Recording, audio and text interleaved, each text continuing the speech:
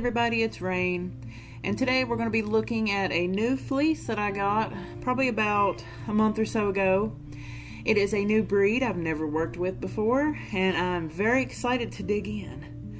I was only able to get one at the time. I probably should have got more because after I sampled it a little bit, it turned out really nicely. So one will be enough for now. I've got way too many fleeces already, so let's take a look at this.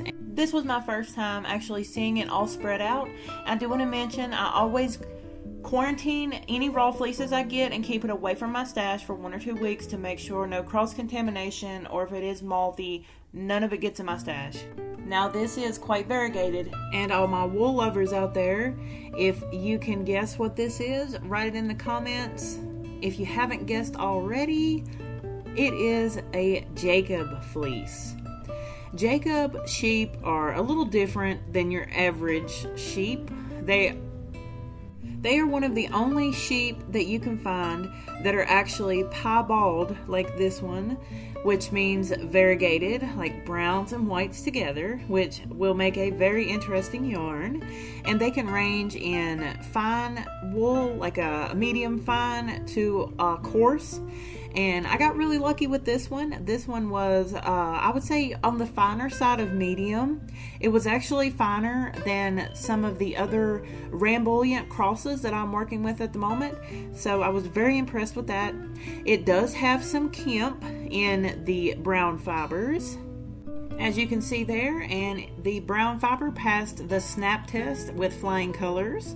It is a very strong wool. It didn't have any kind of breaks or anything. Very strong. And I'm just going around the edges. I'm going to link a video up in the eye right here if you'd like some more information on how I skirt my fleeces. And this fleece here was very well skirted. It only had like about a handful of skirtings that needed to be removed along the perimeter there. And so I was very happy with that. A lot less work. And I got a really good deal on this fleece, and y'all wool lovers out there, the raw wool lovers, I'm talking to you guys. Y'all know that if you get a really good deal on some raw wool, it's really hard to pass up. Like when you're paying $5 to $6 per fleece, when normally you have to pay anywhere from $8 per pound all the way up to $30 or $40 per pound for some of the very, very nice on the finer grade. Here is really all the skirtings. It's just like some matted bits and just stuff you wouldn't want to spin or felt or anything like that, just nasty stuff. That's really the only thing that I found was that little handful there, and I really didn't find but 1 or 2 second cuts, something like that. I'm sure I'll find more as I go through and process this fleece and split the white from the dark, which I plan on doing. I'm not going to mix it all together. It'd be cute as a variegated yarn, but I'm going to go ahead and split the brown and the white from each other, and I might have a skein or two where I mix them together and kind of make some striped barber pole action. I think that'll be a very beautiful yarn as well. So those are my plans so far with this. I did wash up a sample, and the brown, like I said, has some kemp in it, but I'm not too worried about it. I think I'll be able to get it out as I go, and we'll do what we can, and I'm going to show you guys the entire process. I'm going to go ahead and link up in the eye my How to Process Fiber series if you would like to check that out on more information on skirting and processing wool and alpaca. But like I was saying, it did wash up remarkably well. It was very soft.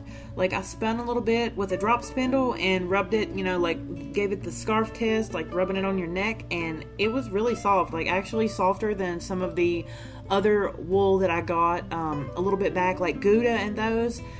I think Gouda was a tad bit softer, but this one was really close. Yes. And this is actually one of the first fleeces I've ever worked with that has such different variegations. I do have a CVM fleece, I think 1 or 2 of them that have more of a variegated type. Like I have some that are like the natural brown, and then it has like a darker brown, but on those the darker brown was like around the breech wool or the britch wool, however you say it, and it's a lot more coarse, and I really don't want to mix it or make any kind of variegated yarn with it, mixing it with the other colors, if you know what I'm saying. Like, you don't want to mix the breech wool in with your fine grade wool like on the sides of the sheep. So let's take a closer look at this brown fiber that has a little bit of kemp. I want to show you the kemp up close. If you look closely, you can see tiny little white fibers in with the wool. That is your kemp. It's almost like a certain type of guard hair, but they are short, coarse, and brittle, and they do need to be removed if you want to get the softest yarn possible out of your fleece. I picked a few of them out so I could show you, and they come out pretty easily. I don't know how hard it's going to be to get them all out when I'm processing it. If the white probably has some in it too, it'll be harder to see, but that's what it looks like. They just look like short little more curly, coarse hair. That's what kemp is. So, of course, I gave it a nice snap test, and as you can see, it passes with flying colors. This is a very strong, beautiful fleece, and I cannot wait to process it. So before I bore you to death with this video, I'm going to go ahead and show you the other side.